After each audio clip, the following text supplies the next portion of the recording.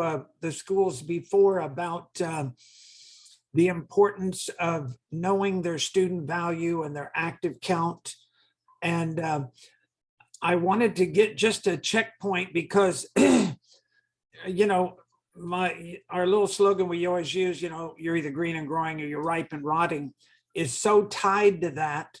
It's so tied to your net enrollment each month that I want everybody to be so aware of those numbers that they can recite those whenever I call on them at the meeting without having to even look it up. And if you need to calculate it now to get those numbers, do it. But remember, it's just your active count divided into your total gross for the month. And that's going to give you your student value. And then when you take your number of students you had at the beginning of the month, plus the enrollments you had during the month, and then you count your active count at the beginning of the following month, and you do the adding and subtraction, then you can tell what is your positive or negative enrollment. In other words, did I have more March 1st than I did February 1st? And if I did, then I had a positive net enrollment for the month. And just by subtracting one from the other, it's going to tell you what that positive is. And if you look at that each month as you go, and you look at 3 or 4 or 5 or 6 months of that, you're going to then be able to determine an average net enrollment. And then that's going to give you a projection of how long it's going to take you to get to that active count of 300 that we need. If you're at 215 now. I hear you're asking for numbers. Yes, ma'am. And hold on for just a second. Let me finish the comments. We can hear you.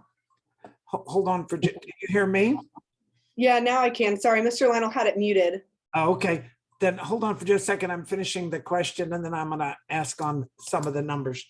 Okay, so thank you. It's important for you to know what is your average growth.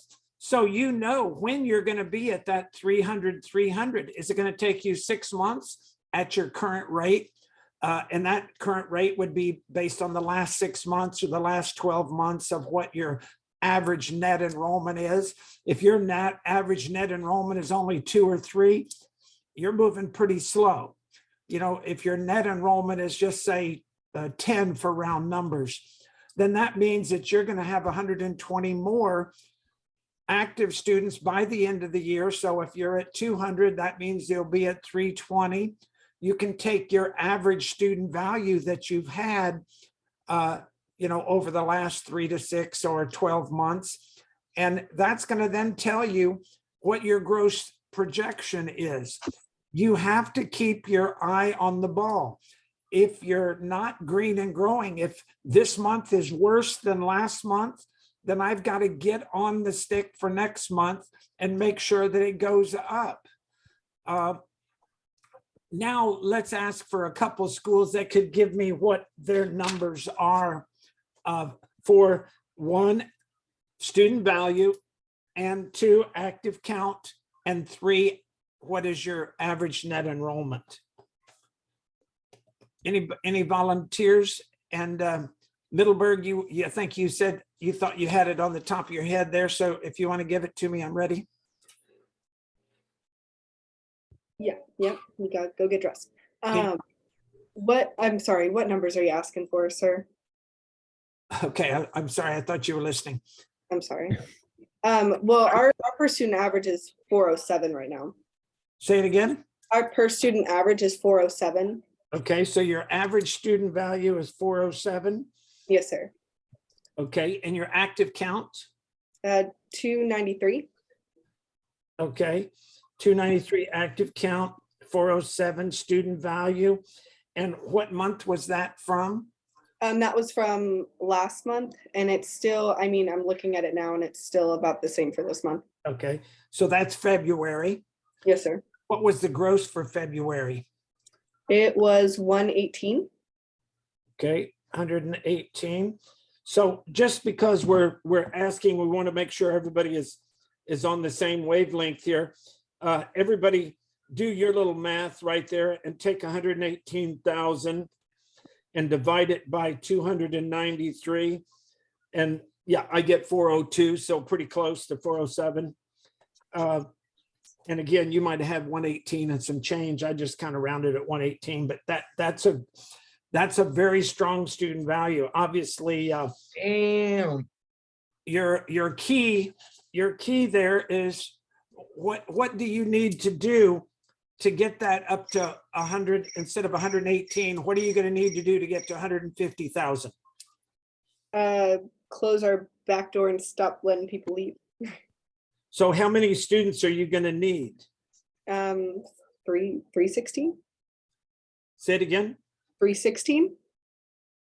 316 active is what you're saying. No. No. Try No. 360. 360? 60. Try 360. What does that come out to? 144.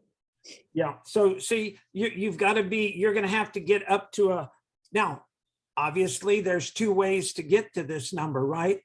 So as high as your guys are doing, that's where I would be looking, is at least at the 350 active count before the end of the year, if not sooner, because you could be at 400 active students by the end of the year if you only had a 10 net enrollment per month.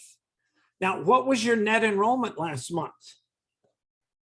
It was, I should know this off the top of my head. Do you remember how to calculate that? 8.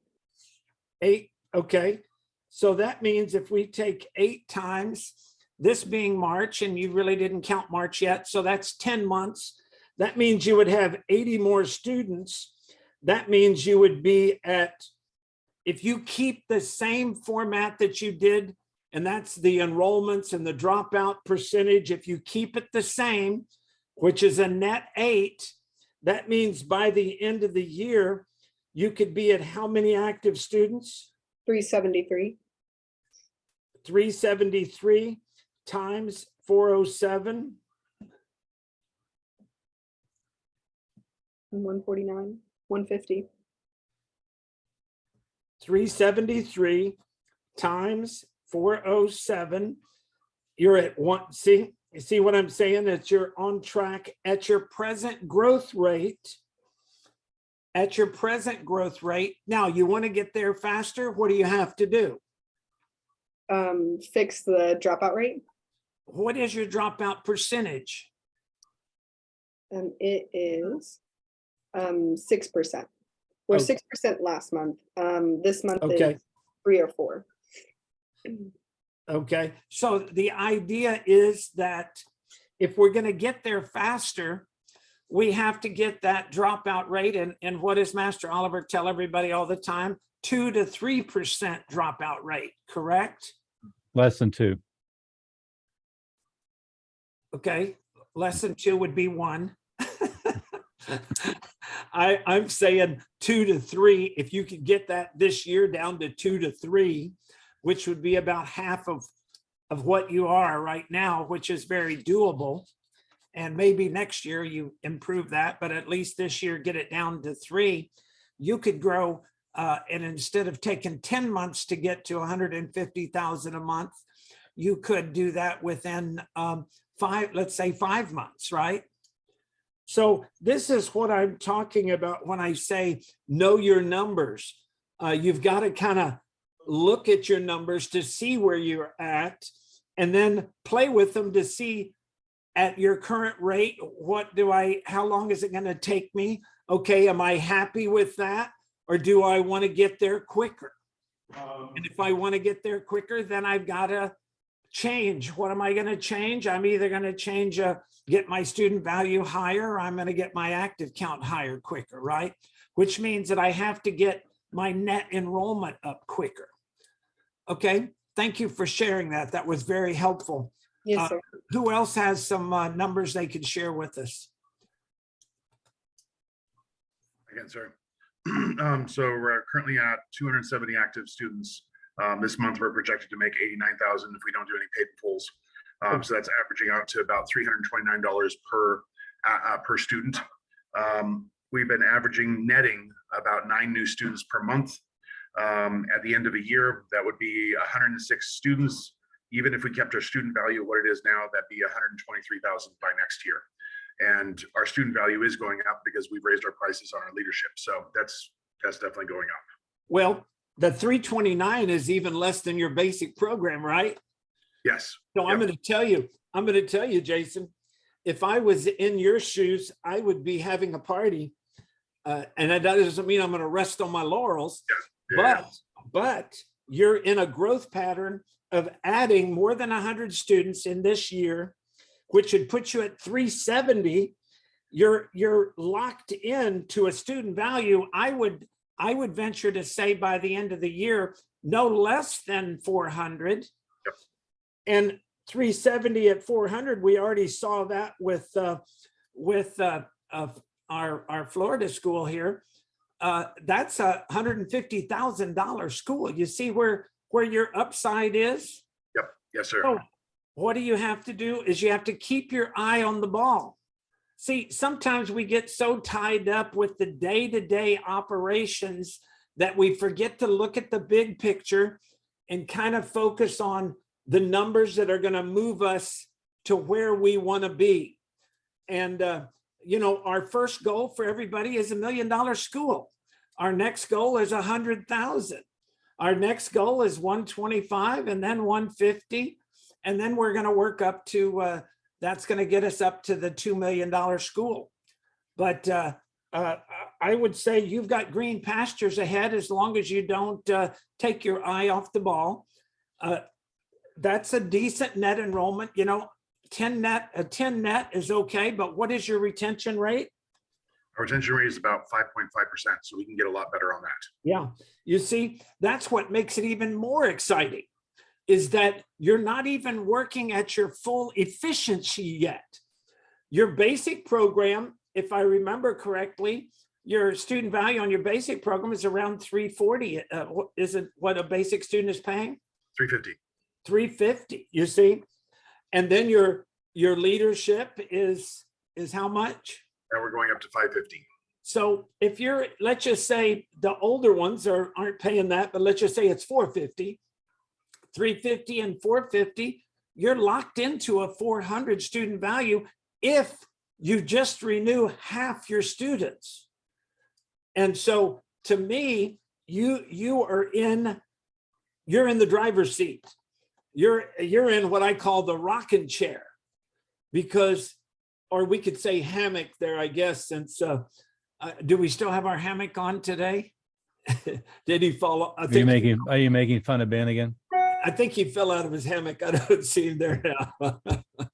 But you see what I'm saying is, now, easy way to self-destruct is I kind of just keep just playing it by ear and not keeping my eye that next month is getting a little better, that my retention's a little better, my net enrollment's a little better, my student value's going up. See, it gives me that look ahead to see. And next month, April, you're going to be keep your eye on that ball to make sure that you should be, because if all things equal, you should be over the 100,000 mark within 5 months, no less. So awesome job. Let's give Jan and Jason both a big hand. Well, let's try one more. Who else would like to share their numbers with us? Hey, sir. Yes, May I ma'am. say one thing? Because Of course. I'm really, really impressed with Jason. I think a year and a half ago, 2 years ago, he had like 63 people. And he just said 270. Did you guys hear those numbers? So anyone that says that it's not possible, there he is doing it. I mean, it's right there. So fantastic job. Guys, Yeah, good work, Jason, recovering from a self-inflicted wound. and I'm going to You took tell out the you, We never 45, can make him blew off happy, your no big matter what we toe. do. now, guys, Got at we're your not- left and your right foot, and then you made a great comeback. we're not going to tell you to do what he did the way he did it.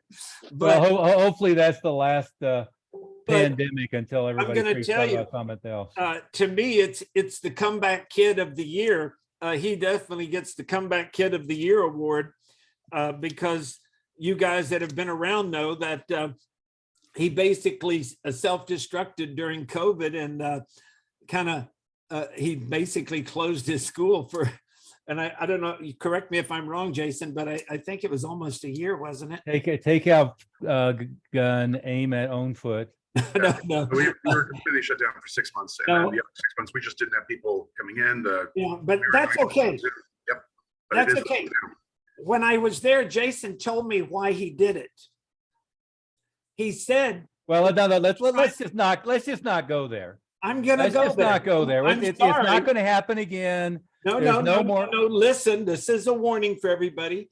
He said Okay. he did it to give everybody a chance, that he was going to beat everybody, but he said, I'm going to handicap it. He said, I'm going to show these new guys coming on board that have less than 100 students that you can be $1 million school in 18 months.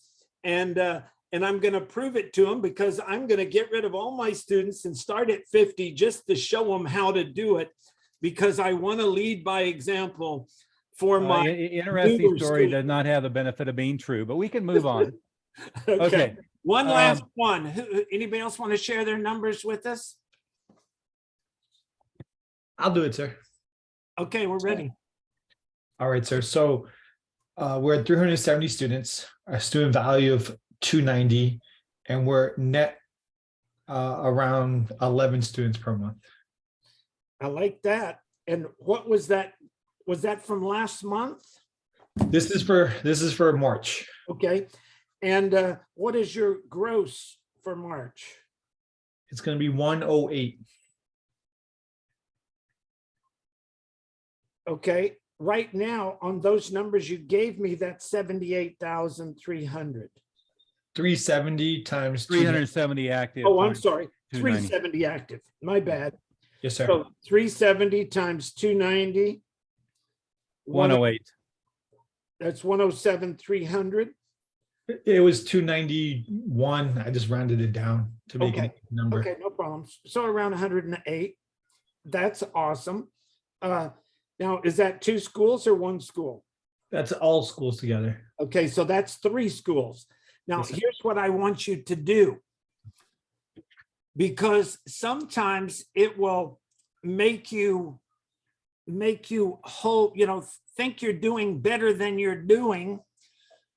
I want you to have a whole total number, but I also want you to have each individual school, because what your goal, MJ, is to have each school be $1 million school.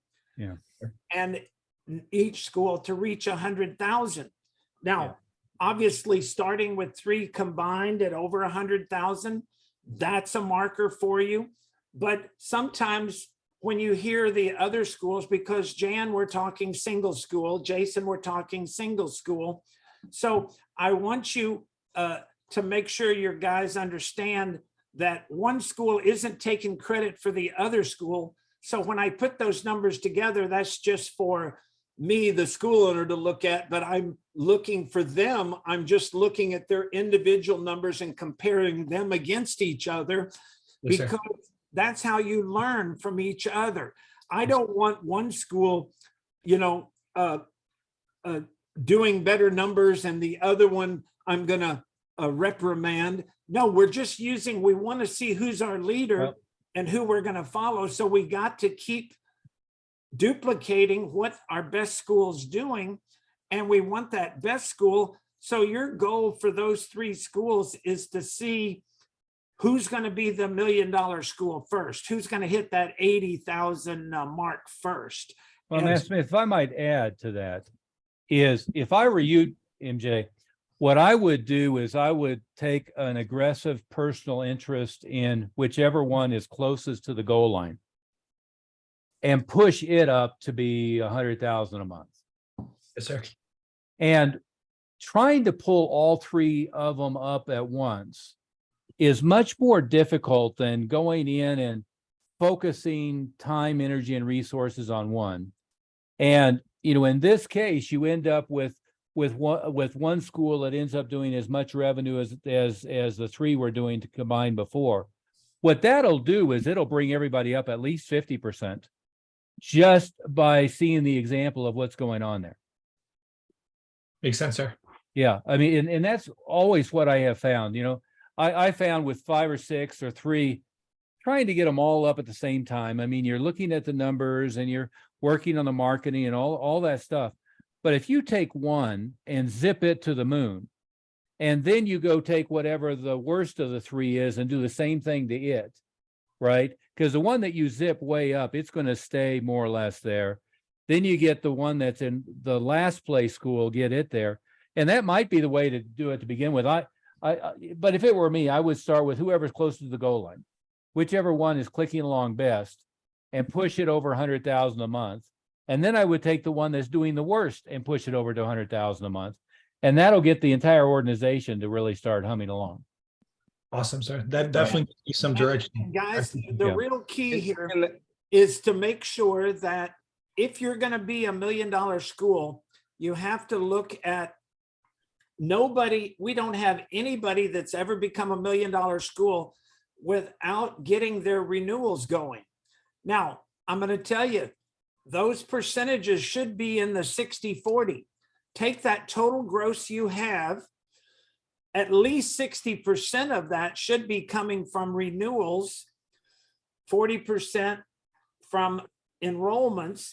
And if you're not at least 60% of your total gross at renewals, then you're way behind where you need to be.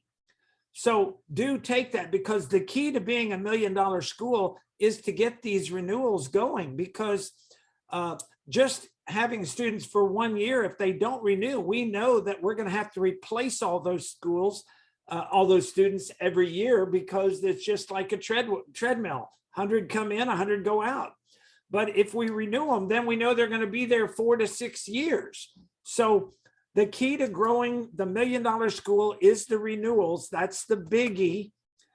But in the process, I have to know where I'm at to know where I'm going. Well, obviously, if the student value is going up, that won't go up over 300 or more unless you've got your renewals going. So it usually takes care of itself just by knowing those numbers. But do a quick test on yourself. If your percentages are down, your active count is down. If your student value is down low, it's in the 200, low 200s, then that tells you that you don't have enough renewals. So that means that I've got to get those renewals, because, Master Oliver has always said to you guys, one of the best retention tools you have is to renew them, that they're less likely. Now, you still have to take care of them and you still have to do attendance and all that, but you renew them, we have a good shot at keeping them. We don't renew them, we guarantee that they will drop out. The question is, when in that first year are they going to drop out if they don't renew? Is it 2 months? Is it 6 months? Is it a year? But if they don't renew 100%, they're dropping out. Does that make sense? Yes, sir. Okay, Yeah.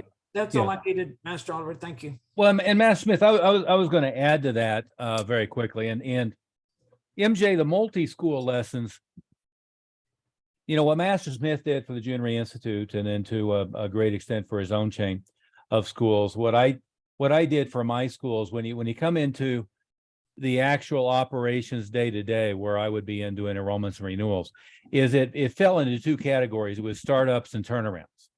And my rule of thumb personally was, when I wasn't excited about the overall numbers, is I would go into whatever the worst school was and make it the best school. And usually that was tripling or more the results. And everybody else would follow suit, right? Because if you have, let's say in your case, if you have one school that's doing 60,000 a month and another school is doing 25,000, people kind of think that that's just because of the location, or that particular school does better or whatever. But if you go in and you take the one that's doing 25 and you make it to 100, then everybody else's numbers are going to come up, if through no other reason, through their own level of embarrassment on having their ass kicked, right? But it sets a new higher standard, Now, what I was recommending earlier is to take the best one and push it over the goal line, but then take the worst one and push it over the goal line.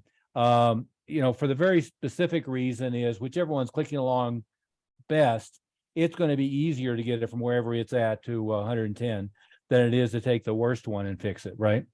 But Matt Smith, what I was going to jump in on earlier, and you just said it, I'm going to reinforce it about 12 different ways.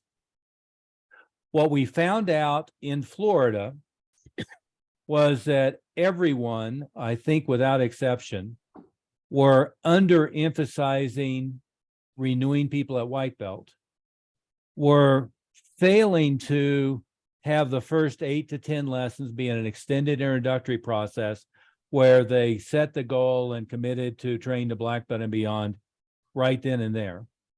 And number 3, we're massively undercharging for their highest level program.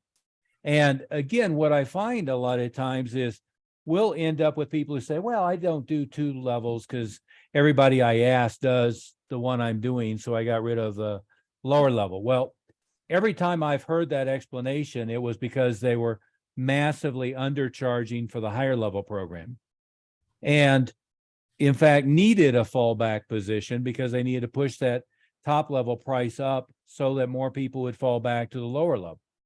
Every time I've tried to do that, by the way, I've never seen less than somewhere between 75 and 90% still doing the most expensive program, right? So if I add 200 a month to what it is now, you've got to be careful on how the presentation is. I don't see her on the meeting today, but we were going through Amanda Christensen's renewal conference presentation because their numbers had slipped. And what I found was they were going through the renewal conference and kind of like hitting them with the big number rather than walking them into it, right? And what I mean by that is if I'm charging $349 a month for a trial enrollment, and I'm charging another $300 or $250 for the renewal, I'm going to walk them through and I'm going to say the leadership program is an additional $249 a month. I'm not going to say the leadership program is $700 a month, right? So I'm going to give them the increment. Same thing is true when it comes to the initial tuition. I'm going to do it one at a time. I'm not going to hit them with the leadership program is $35,000. I'm not going to hit them with it's $1,500 today and $700 a month. I'm going to go walk them through one at a time. Is, we at the higher level program, there are a couple options. Most of our parents prefer the leadership program because it includes this, and this. The leadership program ends up being about $300 a month on top of what the current program is. Is that going to work for the budget? Yes, no. That gives me an ability to fall back if I need to. But then once I'm at that point, I can, get an agreement. We're going to move forward one thing or another. And they'll say, typically we do initially $1,500 to get started on that. Is that going to work for the budget today? Yes or no, right? And if they say no, I say, okay, well, what would work? Oh, I could do half of that. Okay, no problem. Let's do it that way, right? But I'm going to do one step at a time. I'm not going to show them the big number. I'm not going to show them the total number. I'm not going to get bogged down into the initial number. I'm going to vary. And again, we're all martial artists. Think of it as soft style, not hard style, right? Is instead of blocking back and ending up in a conversation or an argument, I'm always okay, no problem, and working through to the next thing to get to where we can go with it, right?